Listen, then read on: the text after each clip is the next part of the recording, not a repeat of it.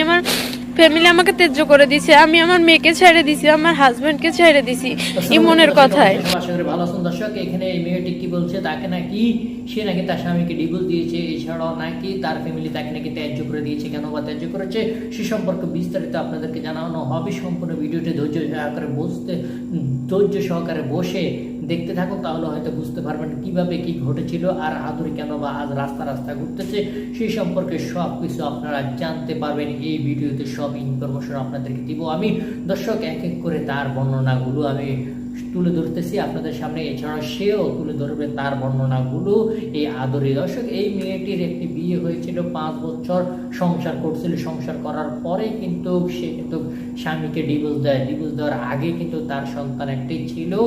সেই সন্তান সহকারে ডিভোর্স দেওয়ার পর তার ফ্যামিলি কিন্তু তাকে কিন্তু ত্যায্য করে দেয়। আদুরির ফ্যামিলি তাই আদুরিকে ত্যায্য করে দেয়। ত্যায্য করে দেওয়ার পরে কিন্তু সে আদুরি কিন্তু সে আগের একজন প্রেমিক ছিল, তার নাম তার ইমন। সেই ইমনের সাথে ভিডিও কলে কথা বলতো, দেশের বাইরে চলে যায় ইমন। সেই ইমনের সাথে কথা বলতো বিভিন্নভাবে কথা বলার পরে ইমন বলছে তাকে বিয়ে করবে। এমনই একটি ভিডিও বার্তা পাঠিয়েছে। কিভাবে বিশ্বাস করবেন ইমন যে এমন করবে, কোনোভাবে বলা যায়নি, আগে কখনো ভেবে নেয়নি এই আদরি।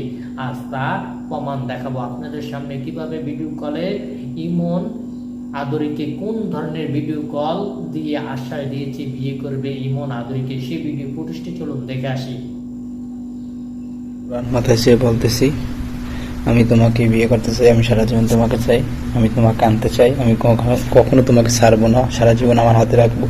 আমার কাছে আসার পরে আমি কখনো তোমাকে ছাড়বো না, ফ্যামিলি যেহেতু প্যারাদিক ছাড়বো না, তোমাকেই আমি বিয়ে করবো, তোমাকে রাখবো, তোমার কথায় আমি কাবিন করবো।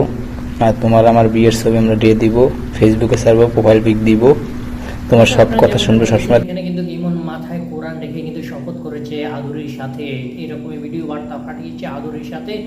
কি ঘটেছে আদুরির সাথে, কিভাবে ভিডিও বার্তা পাঠিয়েছে আদুরির কাছে, সেরকমও প্রমাণ রেখেছে আদুরি। তারপরও কি লাভ হয়েছে আপনারা কি জানেন? দেশে আসার পরে ইমনের সাথে ঘুরতে যায় আদুরি, তখনই কিন্তু এলাকার মানুষ ধরে তাদেরকে নিয়ে যায় হয়তো তাদের ফ্যামিলির কাছে। পরবর্তীতে সেখান থেকে পালিয়ে যায় ইমন। সেই ইমন আদুরির কাছ থেকে পালিয়ে যাওয়ার পরে 999 ফোন দেওয়ার পরে কিন্তু আটক করতে পারেনি পুলিশ, কেননা প্রেমিককে ধরতে 999 ফোন দিয়েছে আদরি। তার পরবর্তীতে কি ঘটেছে আপনারা শুনুন আদরির মুখ থেকে। সাথে আমার একটু ঝামেলা হয়, এর জন্য আমি 2 বছর আগে আমার বাবার বাড়িতে চলে যাই। যাওয়ার পরে ওর সাথে তো আমার কথা হতে আছে, তারপরে ও বাহিরে যাবে, তার আগে ওর সাথে আমার সাথে শারীরিক সম্পর্ক হওয়ার পরে ও বাহিরে চলে যায়। তারপরে এই ফেব্রুয়ারি মাসের 14 তারিখ আমার হাজব্যান্ড আবার আমাকে নিয়ে যায়।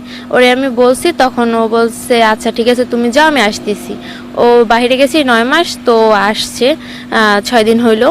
তো আইসা ও আমাকে নিতে গেছে। নিতে যাওয়ার পরে ওর সাথে আমি আসা নিচ্ছি রাত্রবেলা বাসা থেকে বের হইয়া, তো পাবলিক দেখা আমার শ্বশুরবাড়িতে আমাদেরকে নিয়ে যায়। ওখানে পুলিশ আসে, আর ওখান থেকে পুলিশ থানায় নিয়ে আসে।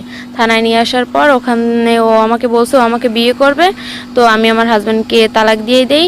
আর ও বলছে যে অঙ্গীকারনামা দিছে একটা, ওখানে লেখা আছে যে 3 মাস 10 দিন পরে ও আমাকে।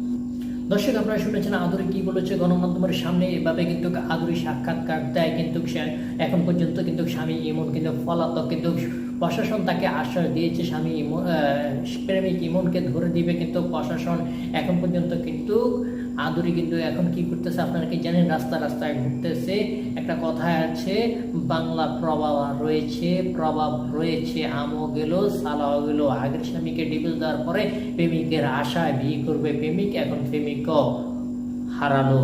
এই হলো যাই এই নারীর অবস্থা। বেশি খেতে গেলে অল্প লাগবো পায় না, আমাদের একটা গ্রামের কথা আছে। সেই রকমই ঘটনা ঘটেছে এই আদুরির সাথে। দর্শক ছিল আজকের ভিডিও, আবারও চলে আসবে যে কোনো সময় যে কোনো ভিডিও নিয়ে। আজকের মতো এখানে বিদায় নিচ্ছি।